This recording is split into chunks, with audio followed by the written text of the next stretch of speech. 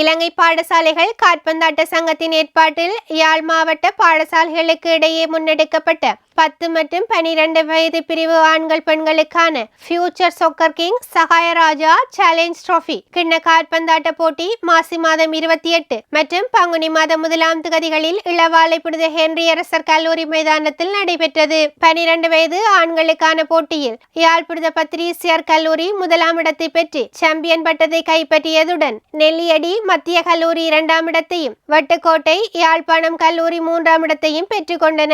பெண்களுக்கான போட்டியில் தெல்லிப்பளை மகாஜனா கல்லூரி 1ஆம் இடத்தை பெற்று சாம்பியன் பட்டத்தை கைப்பற்றியதுடன் தெல்லிப்பளை யூனியன் கல்லூரி 2ஆம் இடத்தையும் இளவாலை திருக்குடும்ப கன்னியர்மட மகாவித்தியாலயம் 3ஆம் இடத்தையும் பெற்றுக்கொண்டன.